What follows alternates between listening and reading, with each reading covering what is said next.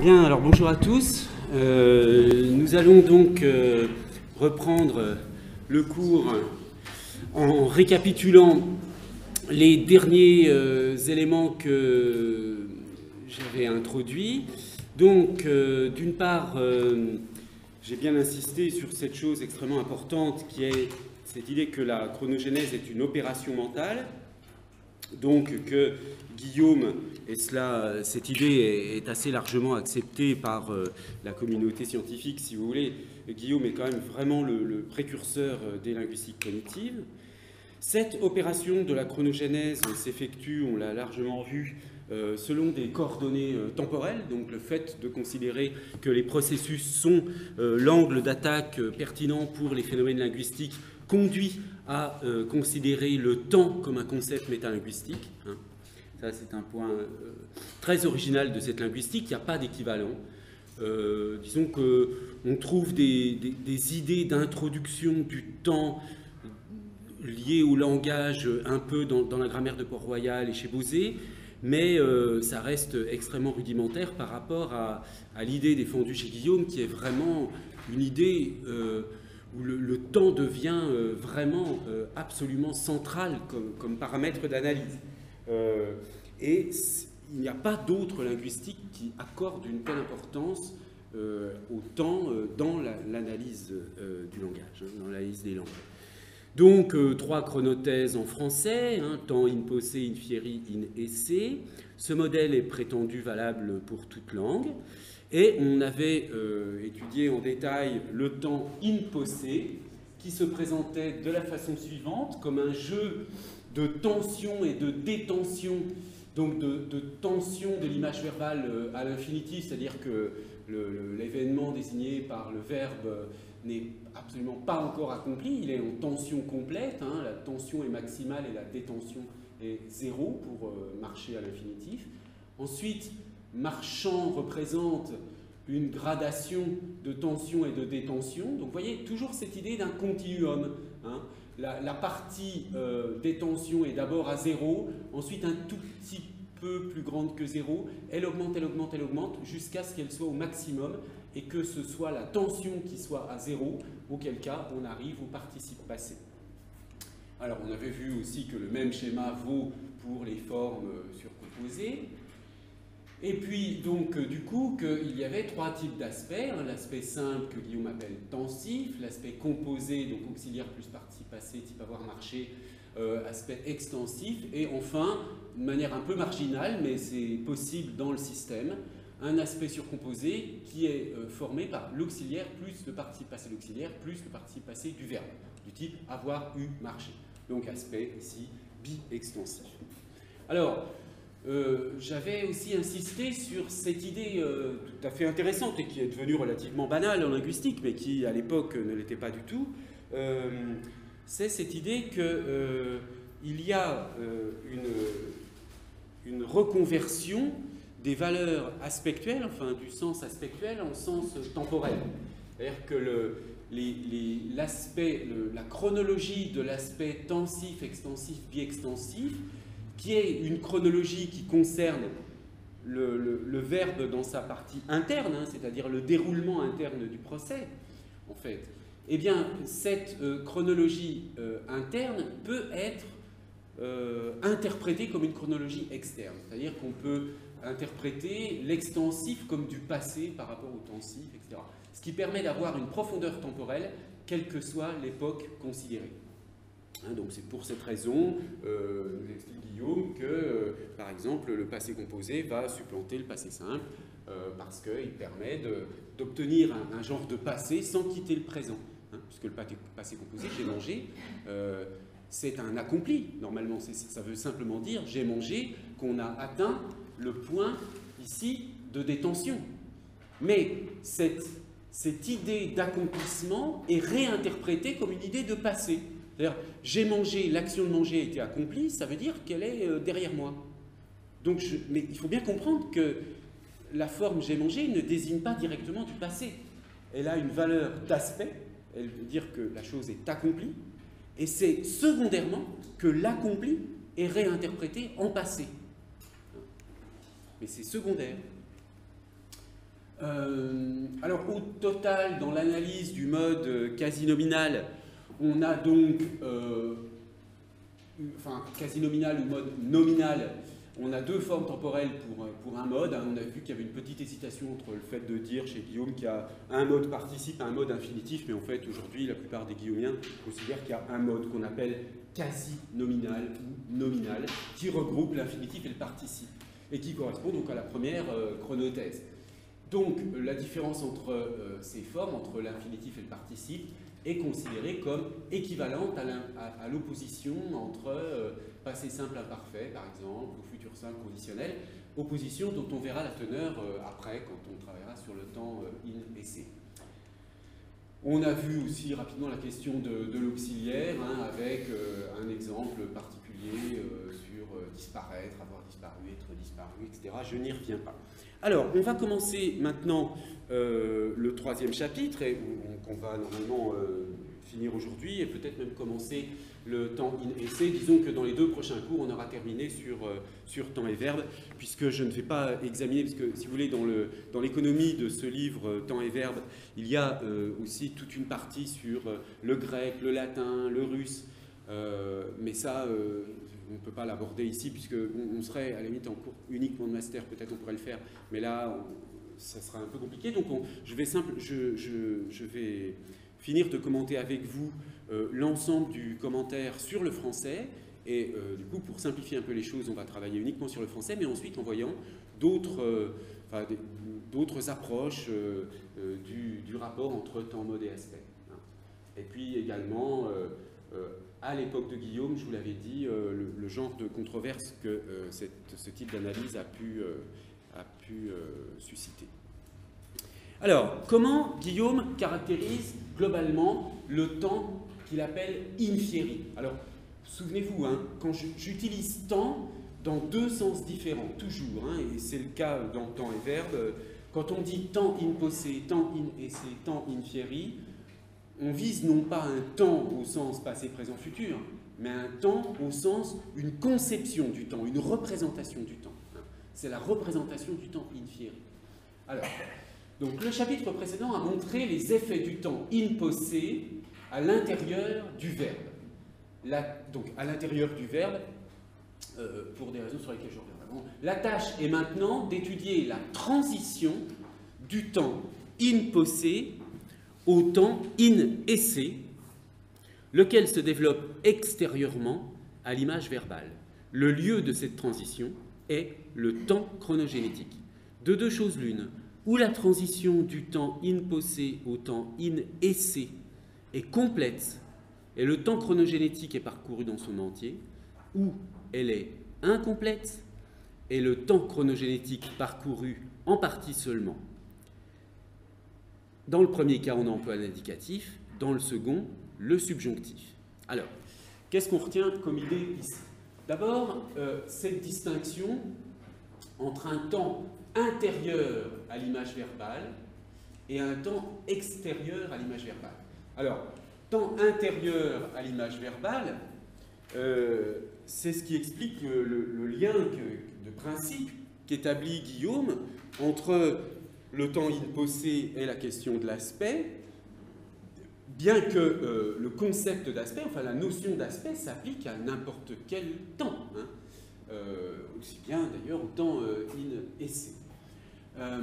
Simplement, on parle de temps intérieur à l'image verbale parce que, quand je dis marcher, marchant, marcher, je parle du verbe et sans situer ce procès dans le temps, je parle bien du temps interne au verbe, à l'action que désigne le verbe. Alors que le temps in esse va représenter le temps extérieur à l'image verbale, c'est-à-dire non plus la durée interne du procès, de l'action, hein, c'est-à-dire que le fait de marcher, c'est l'idée de marcher. Cette idée de marcher, elle peut commencer, se continuer, se terminer. Ça, c'est le temps intérieur au verbe marcher. Mais ensuite, il y a une autre problématique qui est que l'idée de marcher peut avoir lieu dans le présent, dans le passé, dans le futur. Là, je suis dans une temporalité extérieure à l'image verbale et donc dans le temps in esse. Donc, entre les deux, y a ce temps in fieri qui correspond au subjonctif, qui va donc être un temps intermédiaire. Hein. C'est-à-dire que, vous vous souvenez, dans la chronogénèse, on est dans une flèche là, qui va de in posse à in esse, et au fond, ce temps, cette construction du temps chronogénétique, soit elle va au bout, donc elle arrive au temps externe, hein, soit, pour diverses raisons qui vont être examinées, le déroulement, l'accès à cette temporalité externe à l'image verbale est ralenti. Et donc, du coup, le processus ne va pas jusqu'au bout. Il va s'interrompre en chemin, en quelque sorte. Et c'est ça qui va déclencher le subjonctif. Alors, schématiquement, Guillaume représente les choses de la façon suivante. Donc, on a le temps in posse, ici. Le temps in esse, là. Donc, vous voyez, mode nominal, forme temporelle générale, infinitif et participe. Le temps in esse qui correspond à l'indicatif.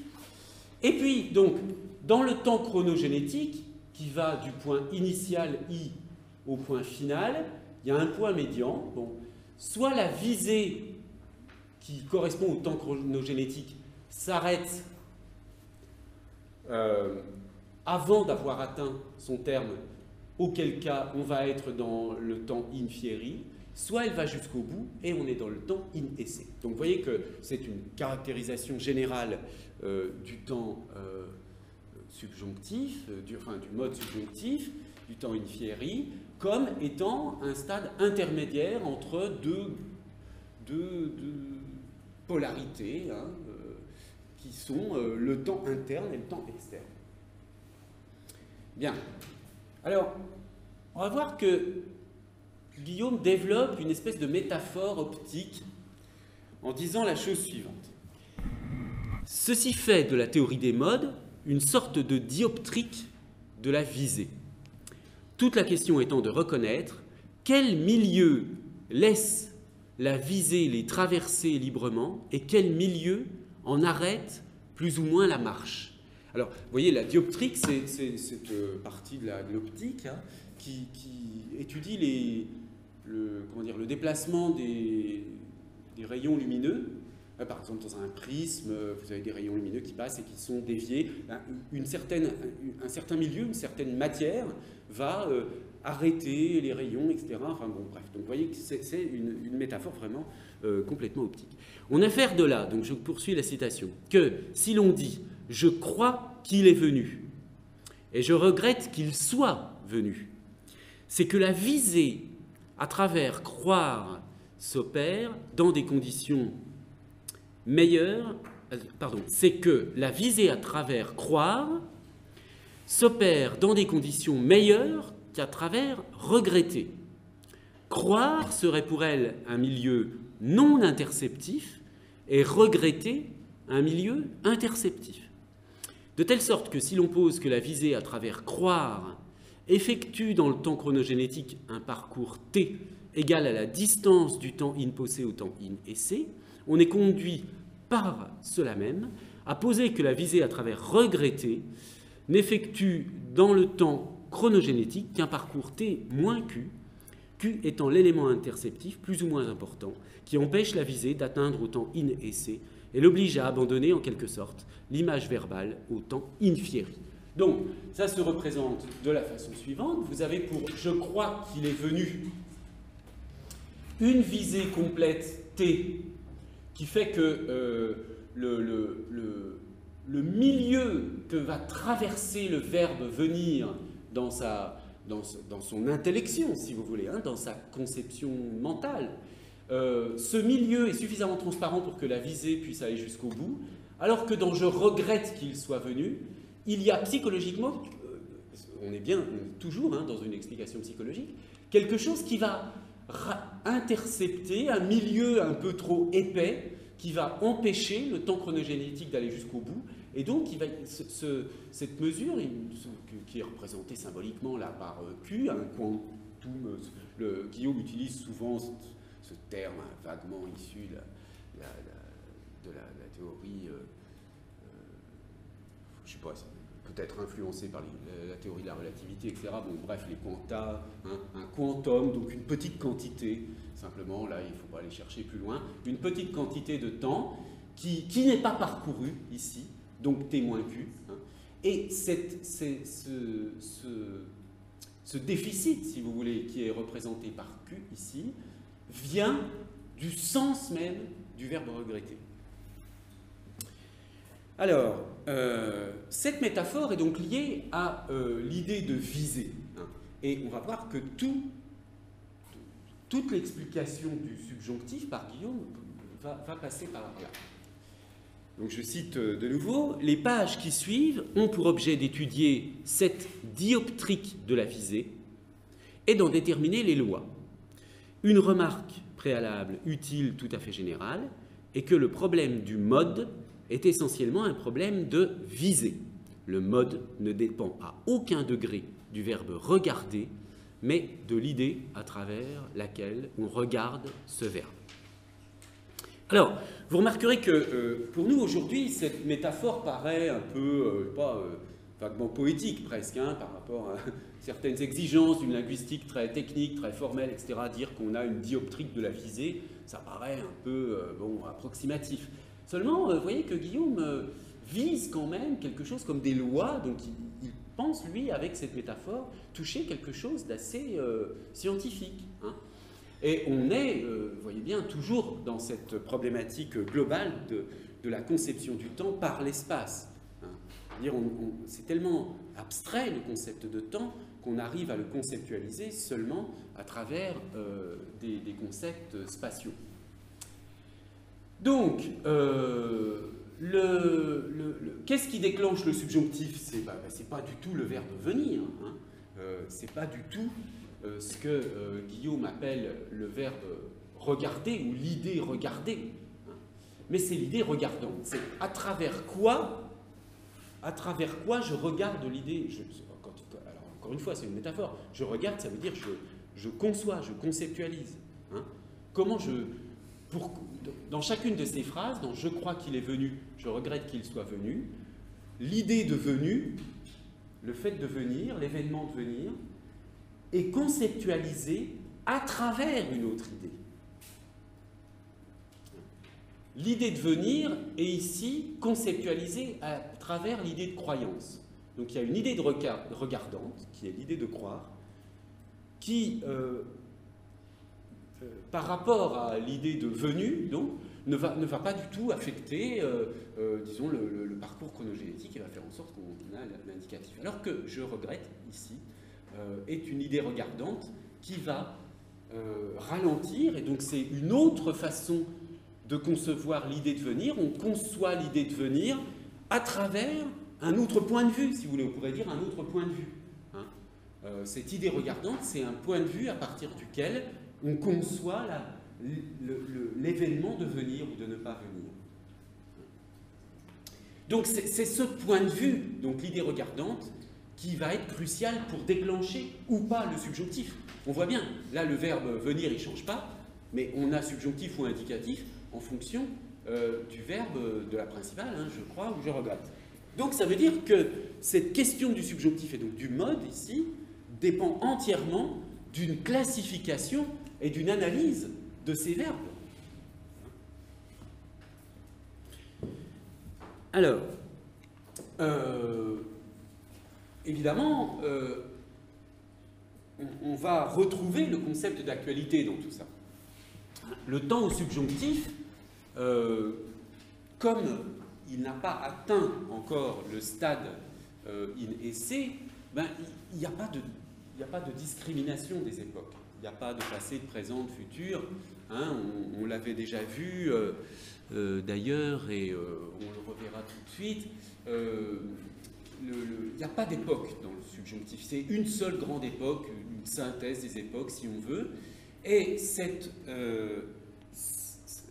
idée qu'on ne peut pas distinguer dans le subjonctif ou dans le mode in fieri, dans le temps in fieri, l'idée qu'on ne peut pas distinguer une époque passée d'une époque future, vient pour Guillaume du fait qu'il n'y a pas de présent.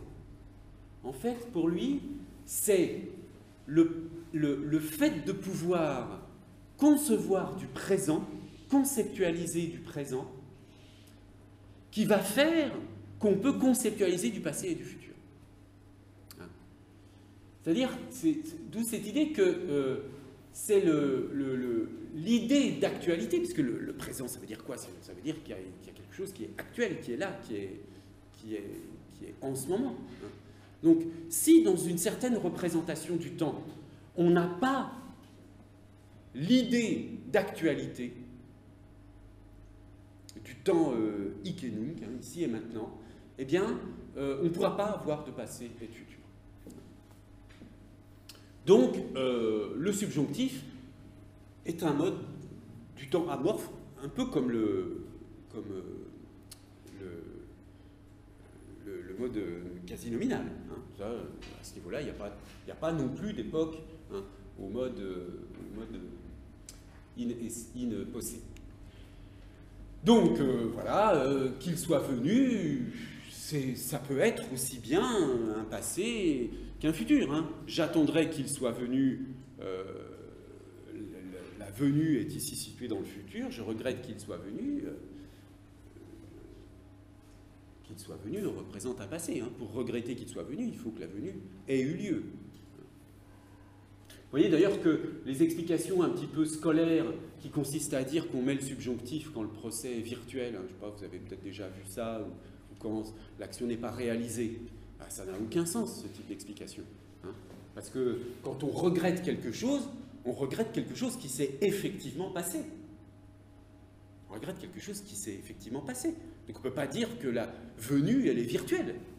C'est pas ça qui est virtuel. Ce qui rend, c'est ce que Guillaume va expliquer, mais si vous voulez, on peut anticiper un tout petit peu l'idée générale que j'ai déjà commencé à introduire. Ce qui va rendre la venue virtuelle, c'est le filtre, le point de vue à partir de laquelle on la conçoit. C'est pas que l'événement de la venue soit réel ou virtuel, c'est que cette venue, je la conçois à partir du point de vue de la croyance, du regret, de l'espoir, etc. Et c'est ce point de vue qui va donner une image du procès comme étant plutôt du côté de la possible actualité, de la possible actualisation. J'attendrai qu'il soit venu. Enfin là, du coup, il n'y a pas d'actualisation, mais dans les deux cas, mais bon. Donc, ou l'absence totale d'actualisation. Donc, j'attendrai qu'il soit venu, eh bien, cette attente fait, cette idée que la venue soit vue à travers une attente, ça fait que peut-être que la venue n'aura jamais lieu. On ne sait pas. Donc, le fait de voir l'idée de venir à travers attendre peut déclencher le subjonctif. Pour le regret, c'est une analyse un petit peu différente, mais pour regretter quelque chose, il faut que cette chose soit possiblement évitable. On ne peut pas regretter quelque chose qui était obligatoire. Enfin, je veux dire, on regrette quelque chose parce qu'on le conçoit comme ayant pu être évité. Donc c'est ça qui va rendre la chose virtuelle. Alors, encore une ou deux petites citations. Sans la coupure du présent, le temps est amorphe. C'est dire que la morphologie du temps se lie à la faculté d'y inscrire le présent et plus généralement l'actualité, terme qui embrasse à la fois le présent absolu et le présent relatif. Donc ça confirme ce que je vous disais tout à l'heure. Autre citation, si les époques se présentent distinctes dans le mode indicatif et indistinctes dans le mode subjonctif, la cause en pourrait être que le premier inclurait l'actualité dans le temps, mais que le second l'en exclurait. Donc on a bien cette idée que le présent, ou l'actualité, est vraiment au cœur du système. Alors, donc je vous l'ai dit, tout va dépendre de l'idée regardante, comme dit Guillaume, c'est-à-dire du verbe principal à partir duquel l'action est vue. Hein. Par exemple, je regrette qu'il soit venu. L'idée regardée de venir est vue à travers une idée regardante qui est l'idée du regret. Et comme on voit que c'est effectivement ce verbe qui va déclencher l'indicatif ou le subjonctif, hein, je pense qu'il est venu, je regrette qu'il soit venu, par exemple, eh bien, il va falloir trouver un moyen d'analyser, pour comprendre comment se déclenche le subjonctif, d'analyser les sens, les possibilités de sens de ces verbes qui déclenchent ou pas le subjonctif. Alors, pour les analyser, Guillaume utilise des espèces de points de repère qui sont 4 idées fondamentales: le possible, le probable, le certain et le réel, qui vont être 4 idées de base à partir duquel qui vont servir de point de repère pour rattacher tous les autres verbes principaux qui vont donc être rattachables à l'une ou l'autre de ces idées. Alors, ce qui est très facile de constater, c'est que le possible déclenche le subjonctif, il est possible qu'il vienne, le probable déclenche l'indicatif, il est probable qu'il viendra, certain déclenche aussi l'indicatif, il est certain qu'il viendra, réel déclenche l'indicatif. Ah mince, j'ai mis à nouveau il est probable, je corrigerai. Il est réel qu'il est venu. Je ne sais plus quelle est. C'est pas une phrase très naturelle, mais disons que c'est simplement ici. Je vais corriger tout de suite avant d'oublier.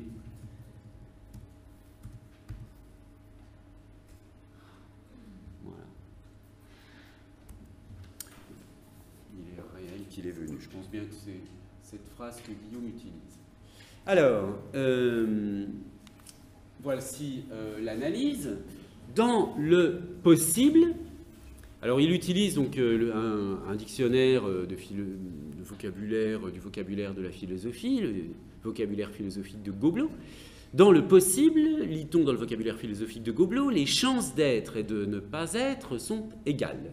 Quant au probable, c'est un possible qui a plus de chances d'être que de ne pas être. Donc, si vous voulez, il faut interpréter ici chance d'être comme étant plus du côté de l'actualité. Hein. Une chance d'être, c'est une capacité d'actualité. Le propre de la notion possible est d'annuler la capacité d'actualité, donc d'annuler la chance d'être, hein, les chances d'être, par une capacité égale et contraire, chance de ne pas être. Le propre de la notion de probable est de conférer à la capacité d'actualité une existence positive. Du coup, les chances d'être, dans ce cas-là, l'emportent sur celle de ne pas être. Alors, schématiquement, ça donne la chose suivante. Donc, j'ai grossi autant que j'ai pu le schéma de temps et verbe. Donc, vous avez ici le plan d'origine de la visée et ici la ligne d'actualité. Et donc, là, plus on va ici, vous voyez, plus on va vers le réel. Donc, il y a une gradation entre le possible, le probable. Donc, la chose devient de plus en plus probable, au point qu'à un moment donné, elle est réelle. Et là, il y a aussi des degrés dans le réel. Donc, il y a d'abord le certain, et ensuite le réel. Alors, réalité confirmée par la mémoire, réalité encore confirmée par la mémoire, et avant, c'est réalité immédiatement sensible. Bref, donc, vous voyez, il y a une espèce d'analyse là purement sémantique, ou conceptuelle même, plutôt conceptuelle, qui établit de nouveau une sorte de progrès, si vous voulez, du probable vers le réel. Une chose est d'abord probable, et on s'approche du probable pour être vers le réel, et ensuite pour être du côté, d'abord vers le certain, et ensuite vers le réel. Bon. Et donc, toutes ces notions se caractérisent par le fait qu'elles atteignent une ligne d'actualité. C'est-à-dire que ce qui est probable atteint à un moment donné l'actualité. et donc, toutes les idées du probable, du possible, etc., atteignent la ligne d'actualité. Mais le possible, ici, vous voyez, n'est pas limité par la ligne d'actualité, c'est-à-dire que, ici, donc, le possible n'atteint pas, enfin, par définition, hein, la définition du possible, puisque les chances d'être dans le possible, hein, comme le disait la citation, l'idée de possible annule la capacité d'actualité par une capacité égale et contraire, eh bien, le possible n'atteint pas la ligne d'actualité. Hein, c'est ça le sens, grosso modo, de ce schéma. Alors, à partir de ça, donc, on va utiliser les 4 notions dont je parlais tout à l'heure comme des notions étalons. Alors, je cite à nouveau un passage. L'invariance du trajet de la visée à travers ces 3 expressions, ainsi que la parfaite détermination de ce trajet, suggère d'y voir l'unité de mesure de la visée et de considérer les 3 expressions précitées comme des expressions étalons et en quelque sorte les mettre à déterminer le mode. À ces 3 expressions, on peut en adjoindre plusieurs autres qui, sous des dehors un peu moins abstraits, comportent une visée identique. À côté de « il est probable », on inscrira utilement « il est prévisible »,« il est prévu »,« je prévois », etc.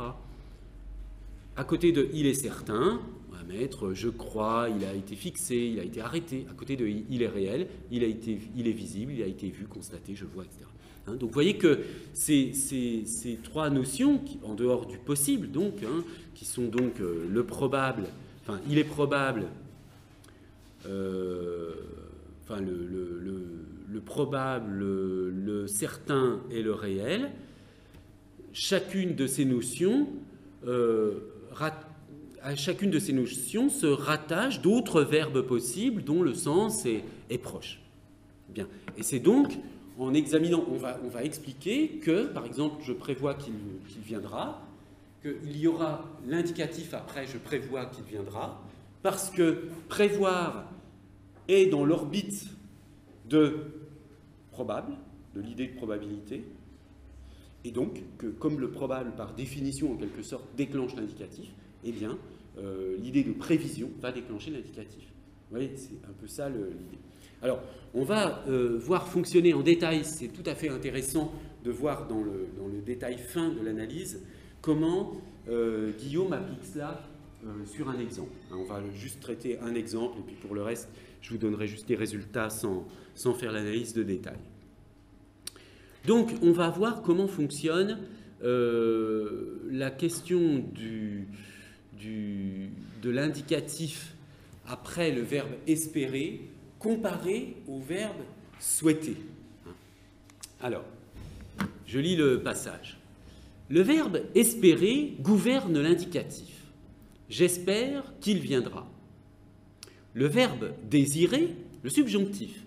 Je désire qu'il vienne.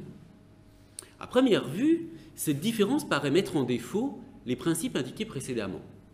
Le verbe espérer, enfermant comme le verbe désirer, un certain quantum désidératif, bon, admettons, on s'attendrait en effet à voir le premier gouverner ainsi que le second, le subjonctif. Hein. Donc un quantum désidératif, il y a l'idée de désir là-dedans, dans les deux. Hein.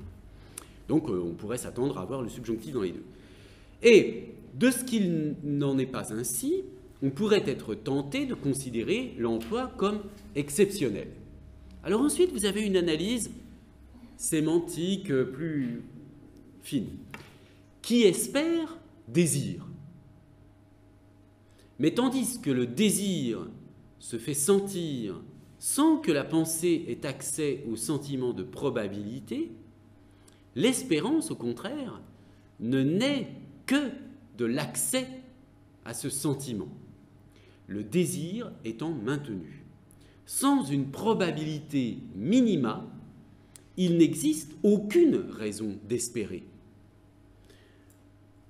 On peut désirer seulement. Ainsi, le premier de ces deux verbes se situe devant la probabilité qu'il n'atteint pas, tandis que le second se situe dans la probabilité même qu'il atteint. autrement dit sur la ligne que le probable décrit au fur et à mesure qu'il s'accroît et que nous savons être la ligne d'actualité. Alors là, je pense qu'il y a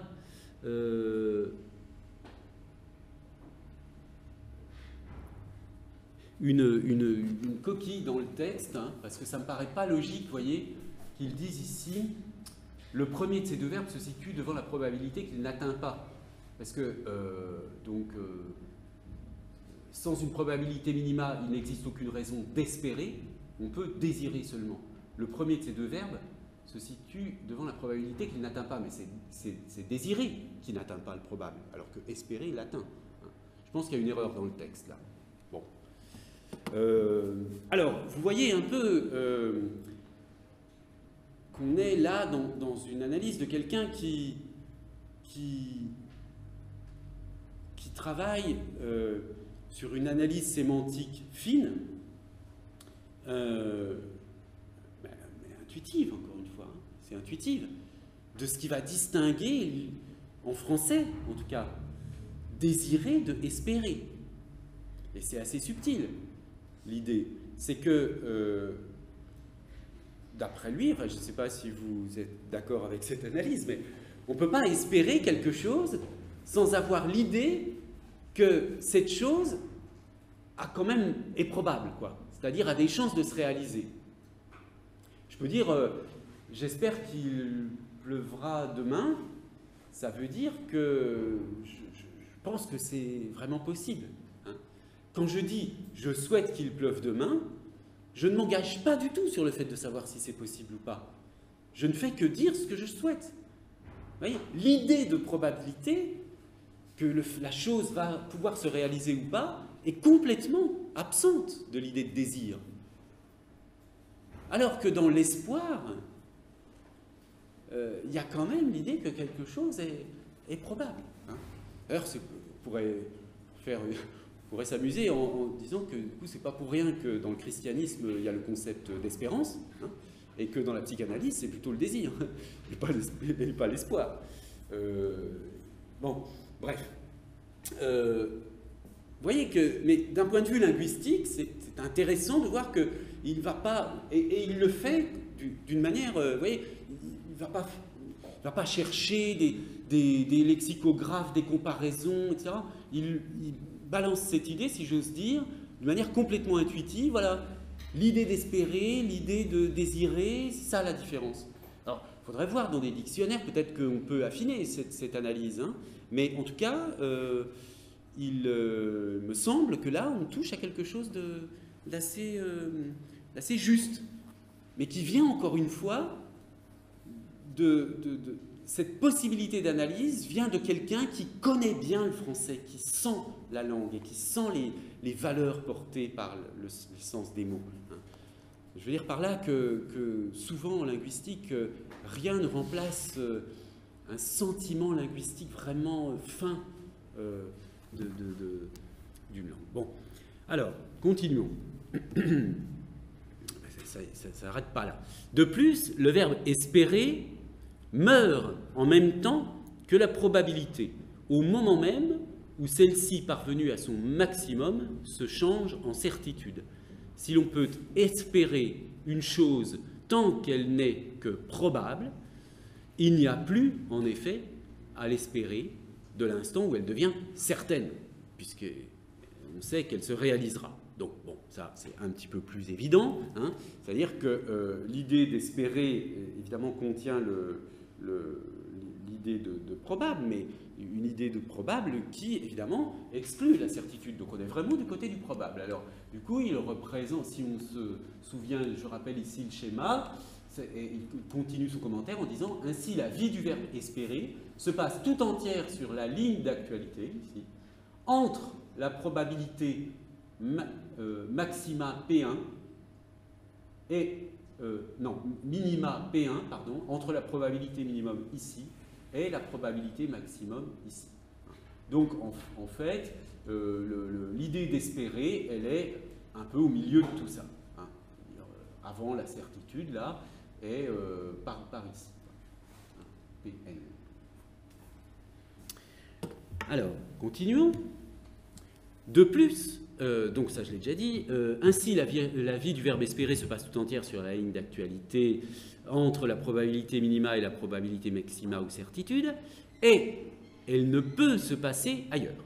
Ceci montre que le fameux quantum désidératif que ce verbe enferme est conçu de telle sorte que, loin de s'opposer à ce que la visée accède à la ligne d'actualité, il l'y porte, pour ainsi dire, puisque c'est sur cette ligne seulement qu'il peut exister sous la forme que le verbe espérer lui prête.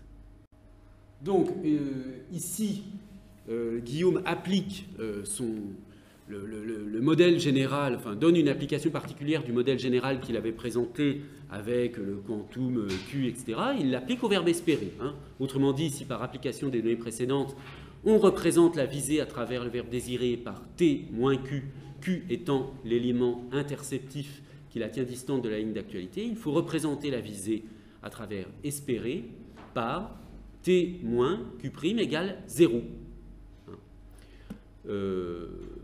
Donc égale T. Q' étant, comme il vient d'être expliqué, une édition nouvelle et non interceptive du quantum désidératif contenu dans le verbe désirer. Donc, vous voyez que il y a cette idée, donc là on revient à la métaphore de la dioptrique, etc., d'une sorte de milieu épais, hein, qui empêche la visée d'atteindre la ligne d'actualité, avec le verbe désirer.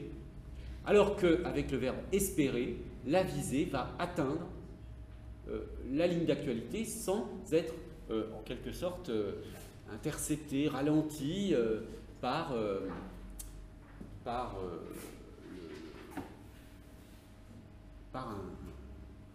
un concept, une idée regardante. Bon, de Q à Q', il y a eu objectivation et changement d'axe. Donc vous voyez que là, c'est vraiment on n'est pas obligé d'aller jusque-là en suivant Guillaume dans cette analyse, c'est qu'il garde l'idée de quantum désidératif, mais au lieu que ce quantum désidératif dont il dit qu'il est présent aussi bien dans désirer que dans espérer, au lieu que ce quantum empêche la visée d'atteindre l'actualité, il est compatible en quelque sorte, c'est pour ça qu'il le représente comme ça, verticalement là, il est compatible avec la ligne d'actualité. Bon, ce qui m'intéresse ici surtout, c'est donc c'est de vous montrer comment Guillaume travaille cette notion d'analyse, cette idée de déclenchement du subjonctif, en essayant de mettre en place des outils conceptuels qui soient aussi rigoureux que possible, hein, qui restent, donc qui sont assez puissants pour l'époque, qui peut-être aujourd'hui nous paraissent approximatifs, intuitifs, etc., mais qui demeurent, à mon avis, assez largement intéressants. Et on verra que dans les approches contemporaines sur le français qui expliquent le subjonctif, bon, on n'est pas si loin de ce genre d'analyse. Et de toute façon, c'est difficile de faire beaucoup mieux. Alors, seulement...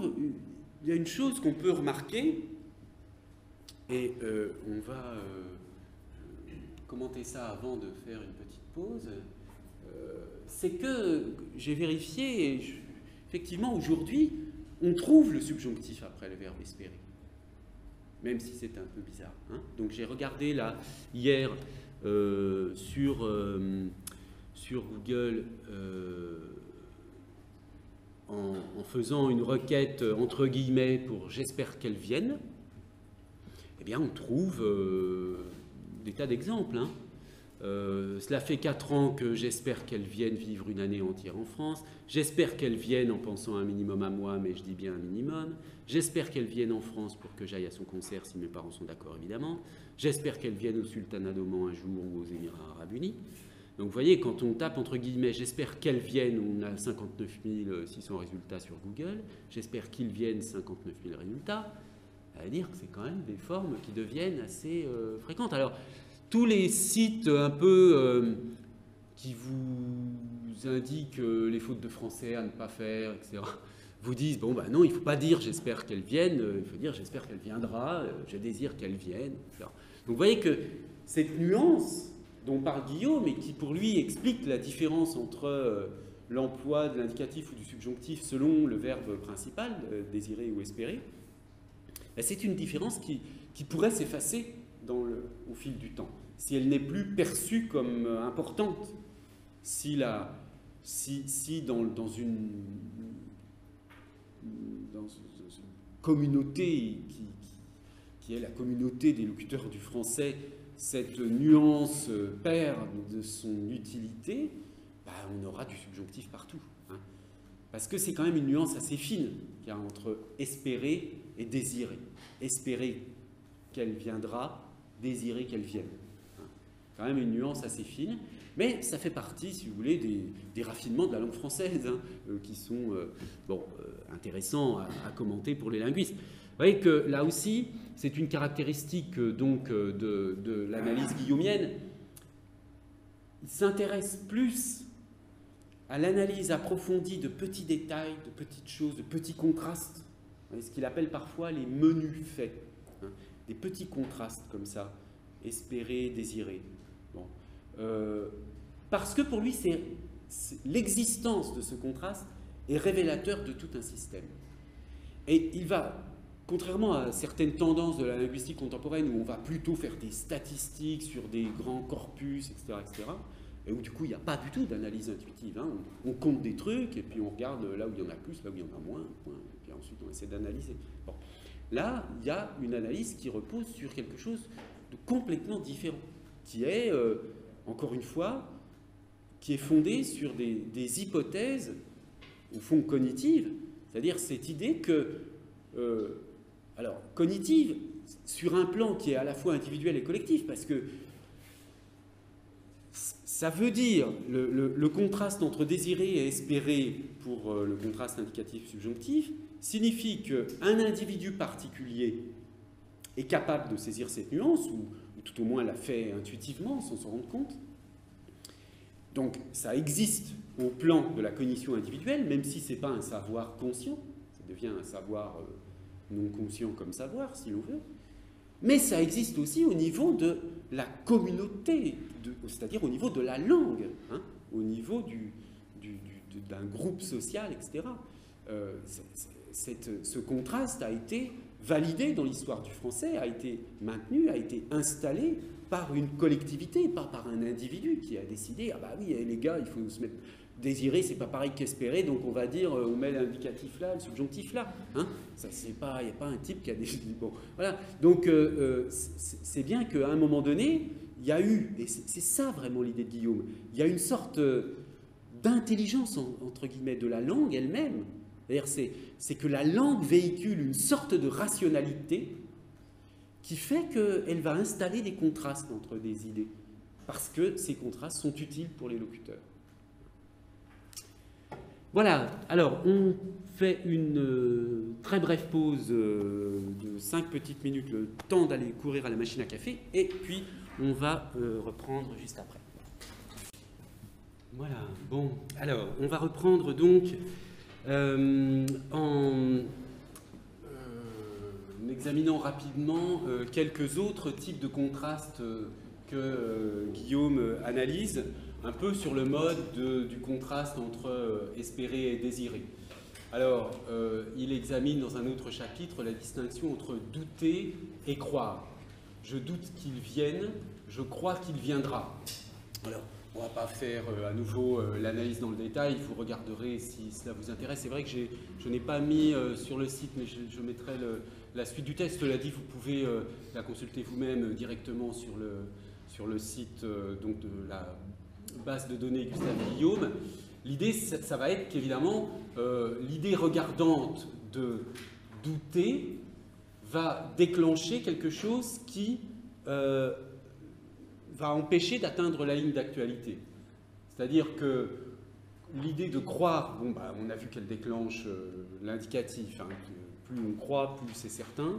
Est-ce que plus on doute, plus c'est incertain, d'une certaine façon. Donc on voit bien que l'idée de doute est orientée vers une façon de conceptualiser ce qui est dans le complément, si vous voulez, du verbe, hein, c'est-à-dire la complétive, complément du verbe, on la conçoit dans la perspective du doute, d'où le subjonctif ici.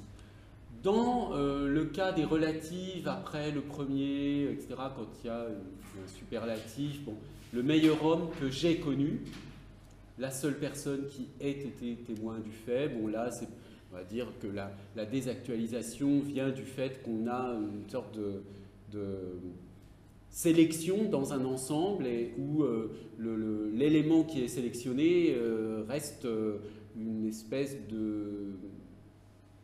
comment dire, le meilleur homme dans l'ensemble des hommes, ça va être un choix qui n'est pas fixé d'avance. Hein, donc on a un peu cette idée-là. Dans la relative, alors on peut regarder ça un peu plus en détail. Donc il y a plusieurs exemples. Je connais un chemin qui conduit à la vérité. Je cherche un chemin qui conduise à la vérité. Donc une opposition entre connaître et chercher, avec connaître qui génère l'indicatif chercher qui produit le subjonctif.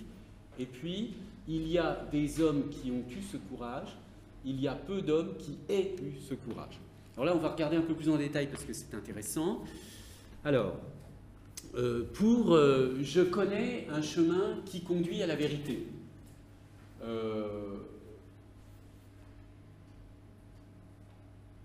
L'idée, donc, ici, j'ai résumé, hein, je ne vous ai pas donné le texte complet. Hein.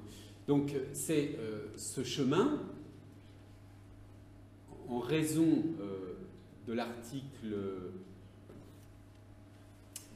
enfin, non pas en raison de l'article indéfini ici, mais ce chemin, il est présenté comme étant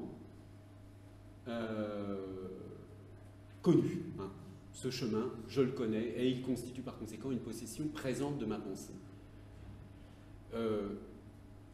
Ce sera encore plus évident avec l'article défini. Hein. Je connais le chemin qui conduit à la vérité. Mais ça marche aussi avec un. Tandis que, parce que du coup, le fait que cet article indéfini soit conçu comme renvoyant à un référent existant, vient du verbe connaître. Quand je dis je connais un chemin, ça veut dire que ce chemin, effectivement, je le connais. Donc il y en a un, il existe, je le connais. Est-ce que lorsque je dis je cherche un chemin, je ne sais pas si ce chemin il existe ou pas. Hein. Donc voilà, il ne constitue pas une possession présente de ma pensée, mais un objet qu'elle vise à atteindre. Donc, qui n'est pas encore sur la ligne d'actualité. Vous voyez que ici, on a quand même un contraste qui repose aussi sur un contraste entre les interprétations des articles. Ensuite, il y a des hommes qui ont eu ce courage, la relative s'appuie sur des hommes, or de ces hommes, je déclare qu'il y en a. Ce qui revient à les poser comme une possession présente de ma pensée. Donc une actualité atteinte par elle. Tandis que lorsque je dis il y a peu d'hommes qui aient eu ce courage, la relative s'appuie sur des hommes, mais les hommes en question, je déclare qu'il y en a peu, c'est-à-dire que si d'une part j'admets qu'il en existe, d'autre part je fais ressortir qu'il en manque. Il y en a peu, c'est-à-dire qu'il en manque. Et ce qui est expressément visé ici, c'est ce manque. Il s'ensuit que le mot homme ne recouvre plus dans la pensée un objet senti présent, mais un objet senti absent. Quand je dis il y a peu d'hommes, je pense surtout à ceux qui ne l'ont pas eu, en quelque sorte. Donc, psychologiquement, je vise quelque chose d'absent, donc quelque chose qui n'a pas atteint l'actualité. D'accord? Alors que quand je dis il y a des hommes, je vise quelque chose d'actuel. Oui? On dit qu'il y en a peu, ça veut dire qu'il y en a. Oui, mais justement. S'il y en a, il y en a. Eh bien, ouais, mais c'est pas tout à fait pareil de dire, justement, c'est la différence entre il y a et il y a peu de. Oui. Il y a un contraste entre ces deux choses-là, et dire, alors, bon, peut-être certains d'entre vous connaissent les analyses de Ducrot sur peu, etc. Bon, enfin, peu importe. Mais il y a ici cette idée que dans il y a peu d'hommes, il y a peu de choses, je dis bien sûr qu'il y en a, hein, ça, on est d'accord, mais je dis quelque chose en plus. D'accord, ça, tout le monde est d'accord. Qu'est-ce que je dis en plus quand je dis il y en a peu? C'est-à-dire que, et là encore une fois, c'est purement des représentations. Hein. je dis que il pourrait y en avoir plus, d'une certaine façon. Donc, je mesure une espèce de contraste entre ce qu'il y aurait pu avoir et ce qu'il y a. Donc, ça veut bien dire que, d'une certaine façon, j'ai en tête tout ce qu'il n'y a pas et ce qu'il pourrait y avoir. Quand je dis il y a peu, si je dis par exemple il y a peu d'étudiants aujourd'hui par rapport à d'habitude, ça veut dire que je pense à tous ceux qui ne sont pas là. Forcément. Mais tant qu'ils ne sont pas tous là, il pourrait toujours y en avoir plus. Oui, mais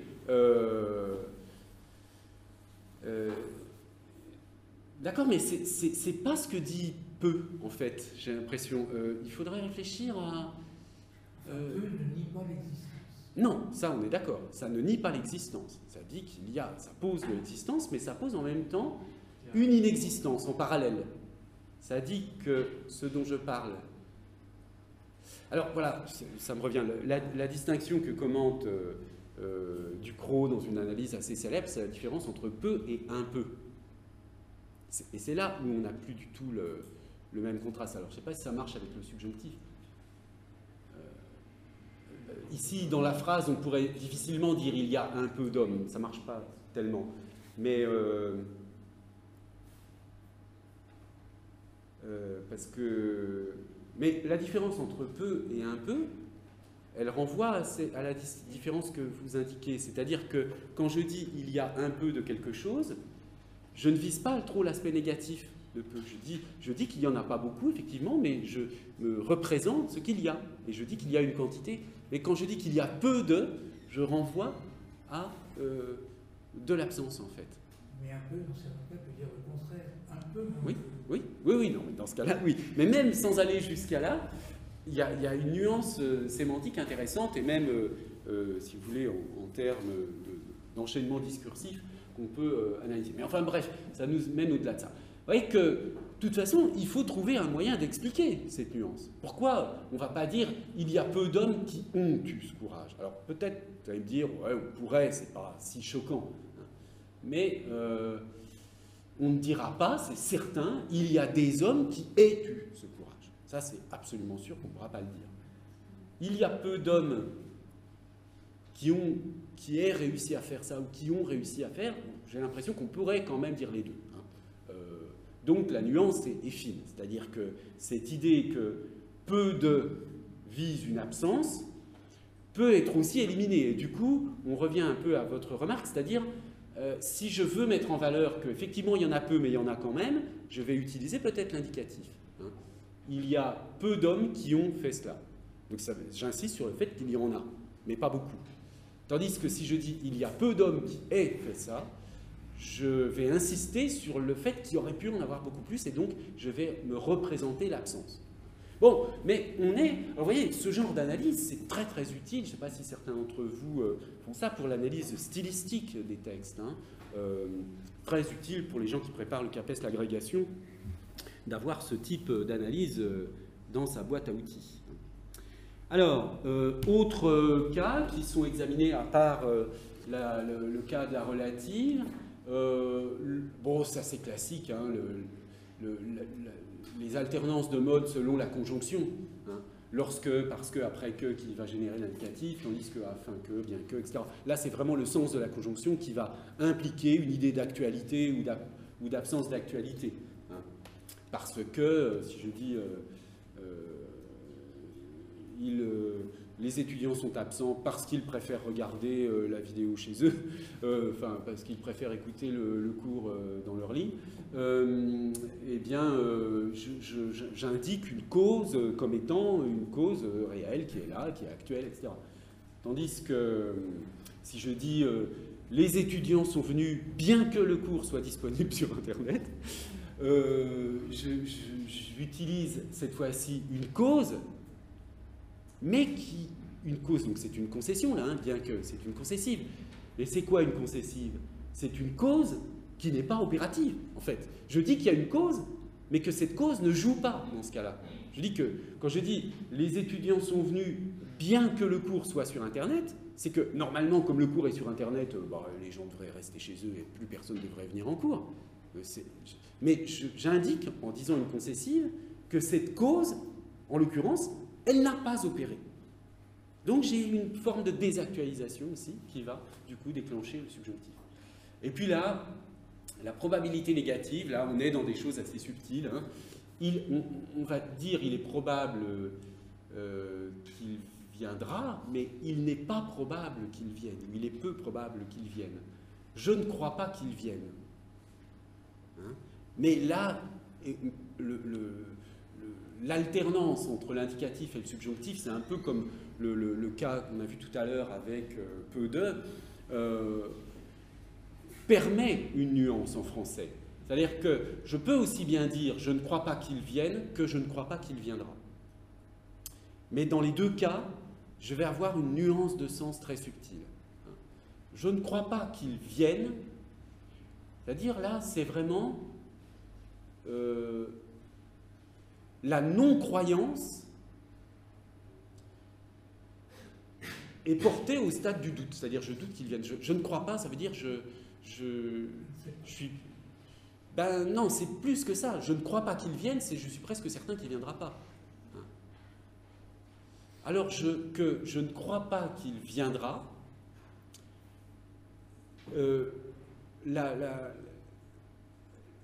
la croyance est en quelque sorte soumise à des événements qui ne dépendent pas de moi, mais elle n'est pas entièrement impossible. Hein. C'est-à-dire que la venue est plus probable ici, donc je ne crois pas qu'il viendra. Au fond, c'est comme si je disais il est probable qu'il viendra. Hein. Je ne crois pas qu'il viendra, ou alors c'est un peu comme il est peu probable, il n'est pas probable qu'il viendra. Je suis dans l'idée que cette venue demeure de l'ordre du probable. Hein. De l'ordre du probable. Je ne crois pas qu'il viendra. On pourra imaginer cette phrase, par exemple, dans une situation où on attend quelqu'un, où le temps passe et au bout d'un moment on se dit bon bah non il ne viendra pas, hein, je ne crois pas qu'il viendra. En revanche, je ne crois pas qu'il vienne, ça va être plutôt dans une situation non pas où on est en train d'attendre etc, où la venue était prévue, mais où bah voilà, je l'ai invité dans un endroit où il y a des tas de gens qui l'aiment pas. Donc, je pense qu'il ne va pas venir, je ne crois pas qu'il vienne, parce que ça ne l'intéresse pas. Vous voyez, on va avoir ce genre de nuance extrêmement subtile qui provient donc de ce contraste entre l'indicatif et le subjonctif. Alors, ensuite, dans ce chapitre, Guillaume parle également de deux autres modes qu'il appelle des modes de parole, par opposition à des modes de pensée, donc l'optatif et l'impératif. Et il en parle parce que ces modes ont des formes de subjonctif. Hein. Je veux dire, morphologiquement, sont du subjonctif. Alors, il y a des langues dans lesquelles il y a un optatif, hein, mais en français, donc, il n'y a pas de mode optatif parce que il n'y a pas de morphologie spécifique de l'optatif. Mais il y a une construction. Puissiez-vous réussir, dussiez-vous périr, votre devoir est là, plût au ciel qu'il lui fait, fasse le ciel que vous réussissiez. Bon, voilà. On a des subjonctifs qui ont en discours des valeurs d'optatif, mais on n'a pas une morphologie propre d'optatif. Même chose pour l'indicatif, pour l'impératif. L'impératif et mode de parole n'ont pas mode de pensée en français, hein, parce qu'il n'y a pas de morphologie propre. La morphologie de l'impératif en français, c'est soit celle de l'indicatif, soit celle du subjonctif. Vous voyez, encore une fois, je vous l'avais dit la semaine dernière, je crois, mais c'est une idée très importante pour comprendre l'esprit de la psychomécanique du langage, c'est que la morphologie est très importante, hein, parce que l'existence d'une certaine morphologie dans une langue est révélatrice du système sous-jacent. S'il n'y a pas de morphologie propre pour l'optatif ou pour l'impératif, en français, c'est pour Guillaume que ces modes n'existent pas en langue, c'est-à-dire dans le système de la langue.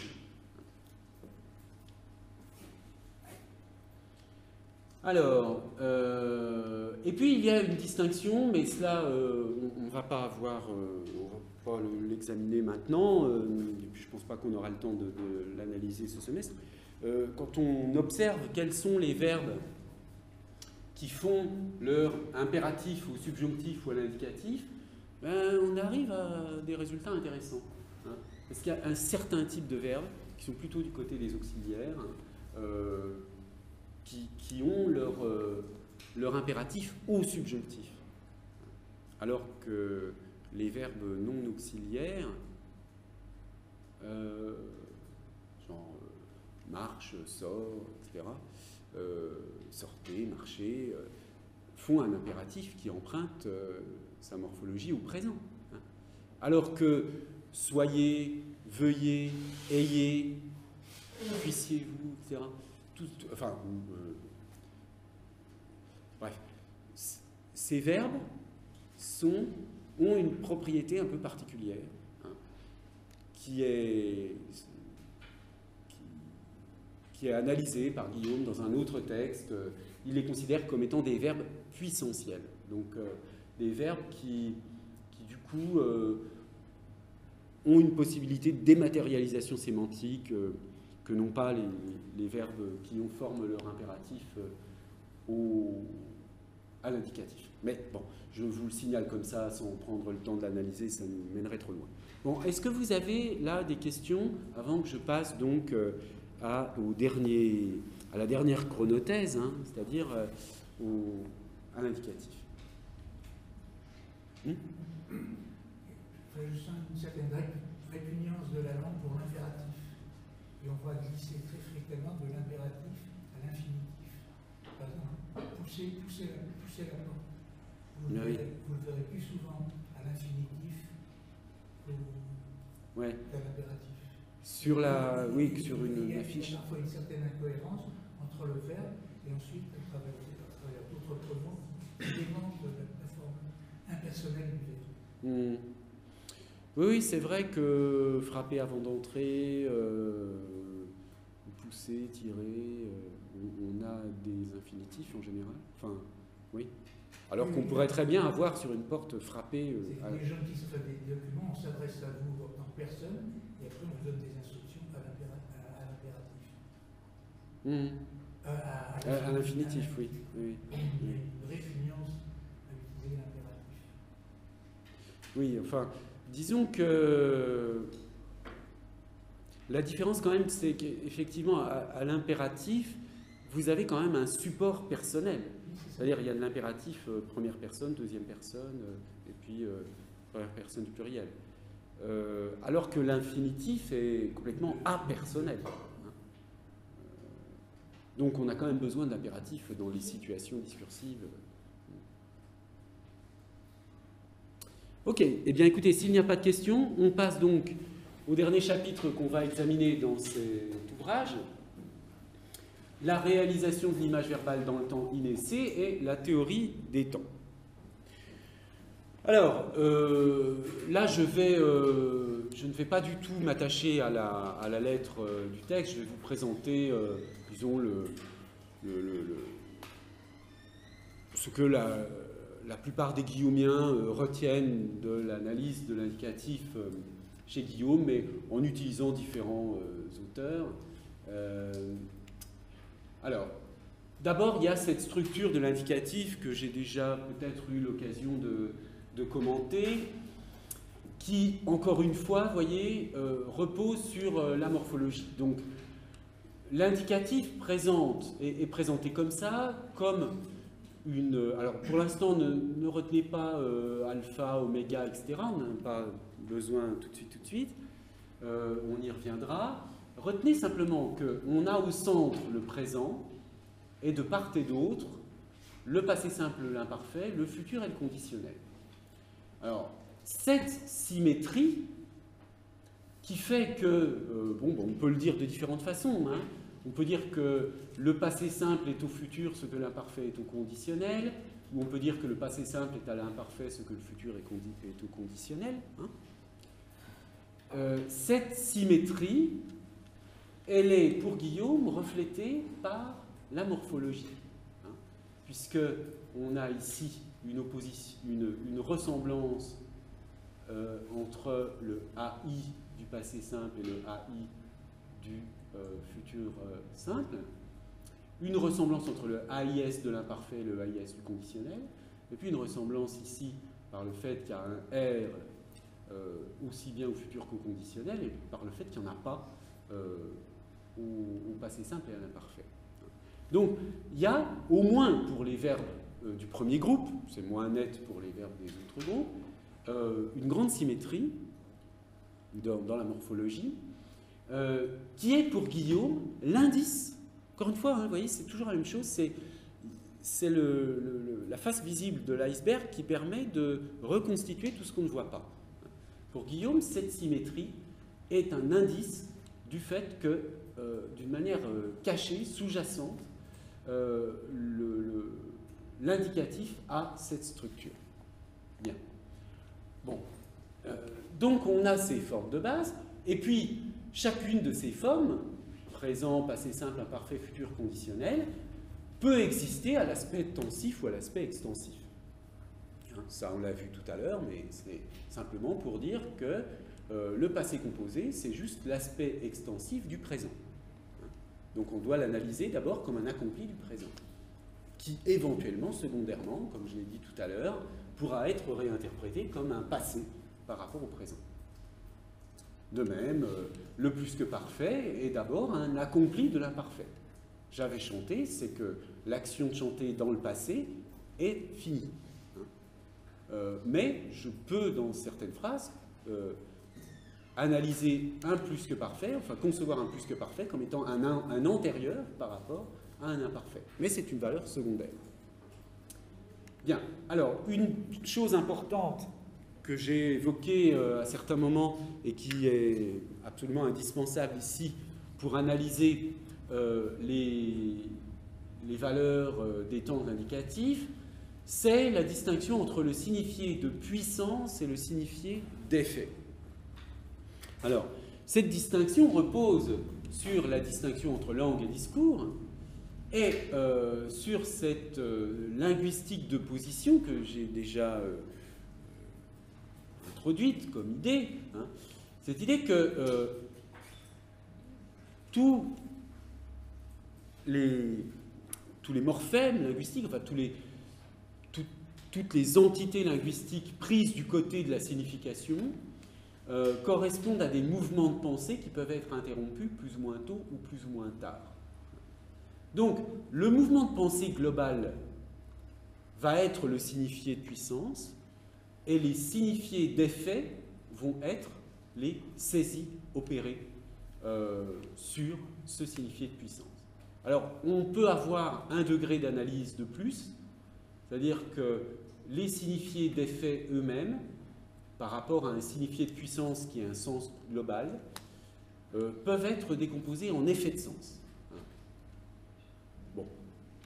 Alors, maintenant, on peut analyser tous les signifiés d'effets des différents temps. Alors là, en revanche, il faut que j'explique alpha et oméga.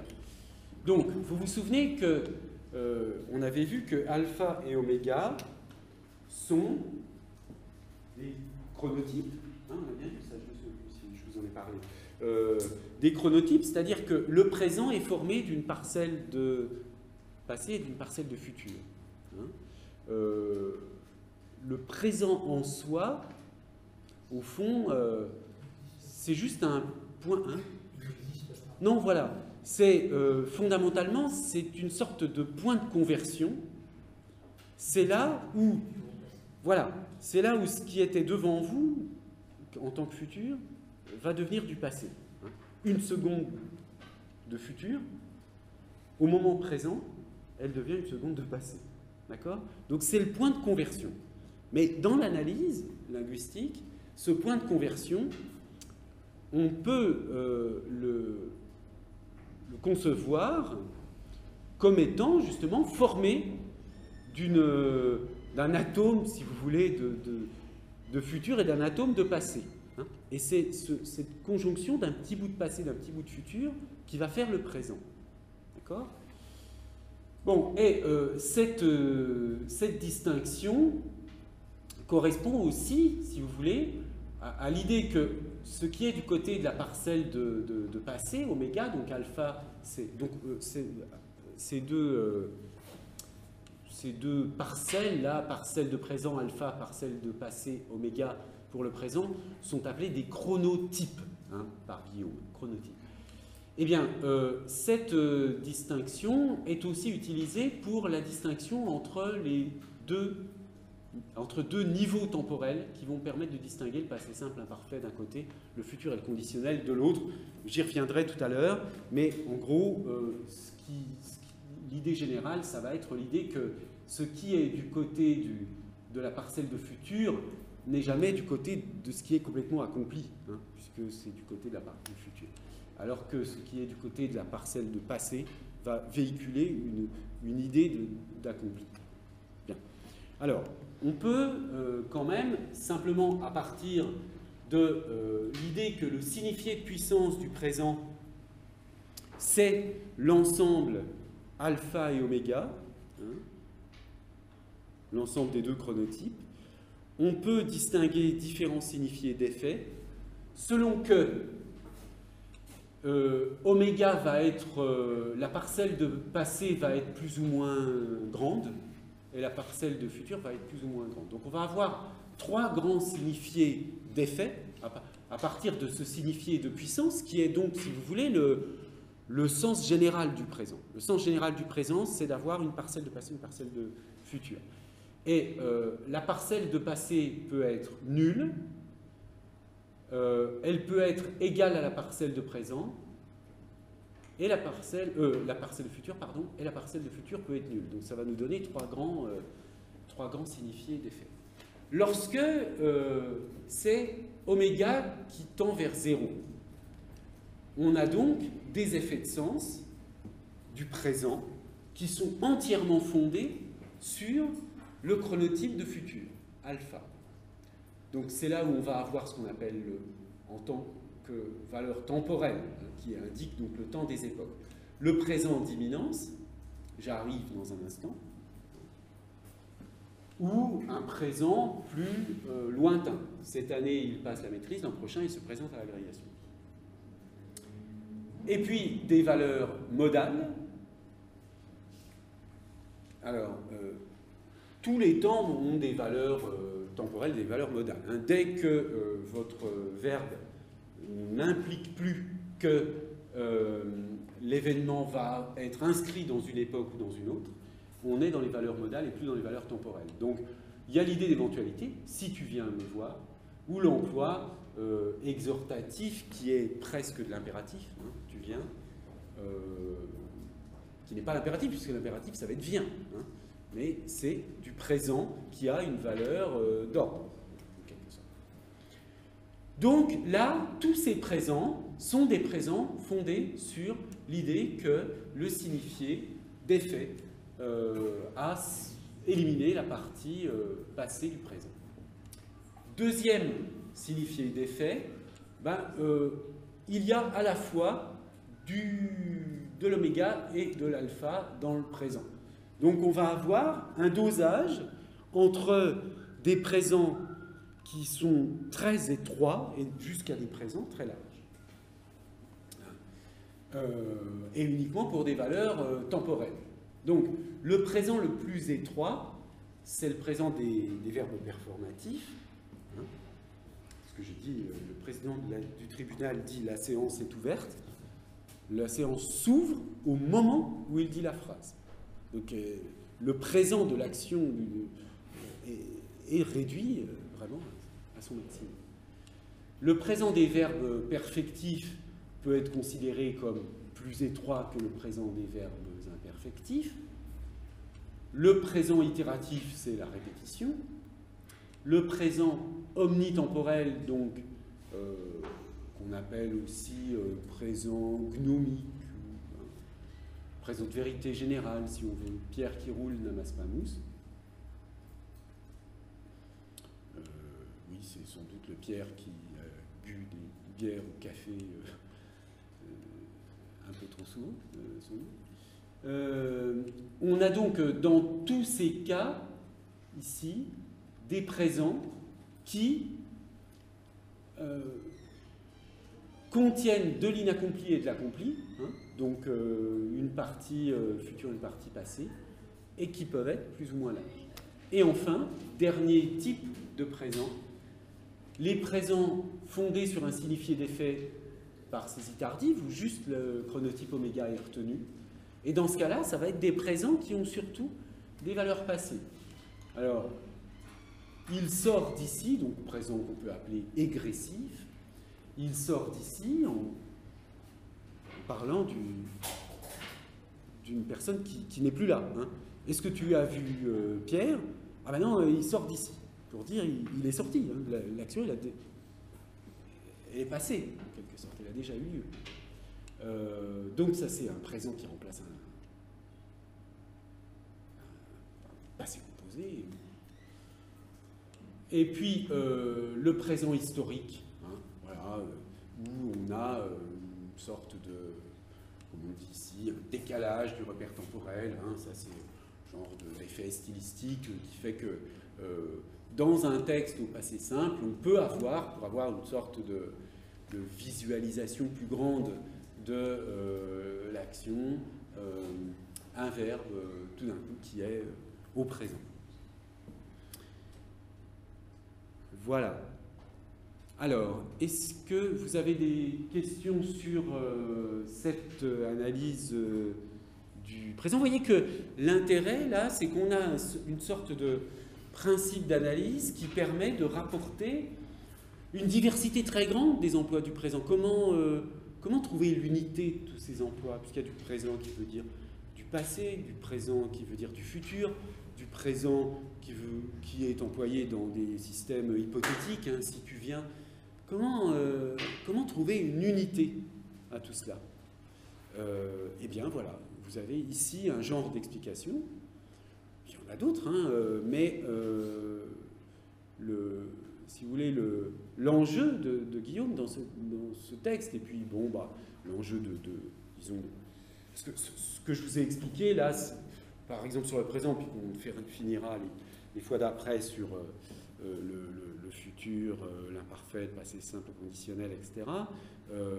C'est ce qu'on enseigne, par exemple, aux candidats à l'agrégation qui préparent des épreuves du type étudier les valeurs du présent dans ce texte, étudier les valeurs de l'imparfait dans ce texte, où on doit sentir et rapporter chaque cas particulier à un phénomène un peu général.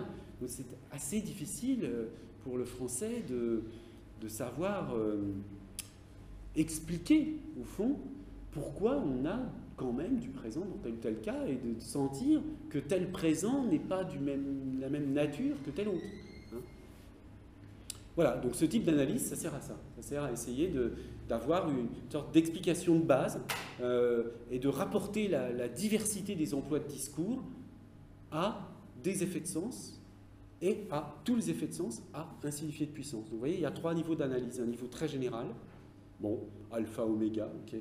Ensuite, des signifiés d'effet, où on va jouer sur alpha et oméga, et à l'intérieur de chaque signifié d'effet, des effets de sens.